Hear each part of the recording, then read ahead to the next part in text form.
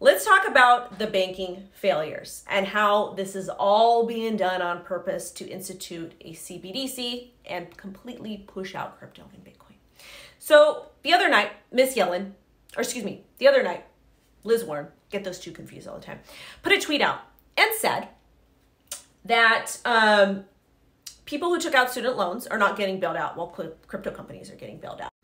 And this tweet was very, very, very misleading. Why was it misleading? Well, let's talk about the difference of crypto companies getting bailed out versus people with student loans getting bailed out. People who took out student loans made the choice to borrow money to pay for education, okay? They were not forced to. Crypto companies were forced to bank, and they had very few options to bank from because banking industry does a lot of discriminatory stuff, is what it is, 100% true. So they decided to bank at those banks that were crypto friendly.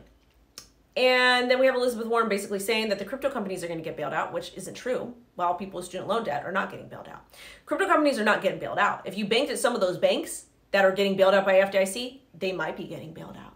But last time I checked, Voyager, Celsius, BlockFi, all those companies, they're not getting bailed out. The customers aren't getting bailed out. So she's wrong there. She's using it to fearmonger you.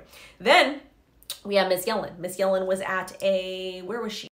Ms. Yellen was at this little meeting, and this public servant asked her, he's like, what is going to happen if some of the other smaller banks need to get bailed out? And there's a collapse with those or insolvency issues, whatever that may be. And she says, well, we don't know. We have to verify it on a basis by basis, review. Okay, fine. But then he says, so basically you don't know if you're going to bail them out and the big banks are going to come in and swoop them up. And she says, well, we don't know. We have to see basis by, case by case basis. So let's talk about monopolies. Monopolies don't allow for market competition. They teach you this in Econ 101. An example of a monopoly, cable company for the most part, electricity, well, maybe not cable company, but kind of electricity, gas, etc. Okay.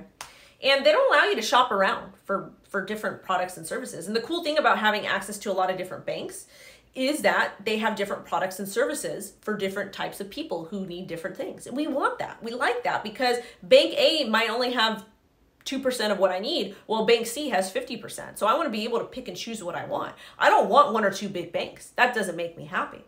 Also, too, having one or two big banks is going to be a lot easier to institute that CBDC, right? That pesky CBDC.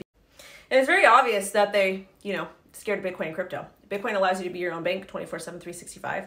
Crypto allows you to DeFi, and have access to financial services that the banks won't provide to you. So I don't know. This is just my thoughts. Go ahead and give me your guys' comments and thoughts down below on if the public servants are spreading fear, giving false information. And this whole banking thing was really due to kind of remove crypto from the US and to institute that CBDC. Like and follow for more. Bye-bye.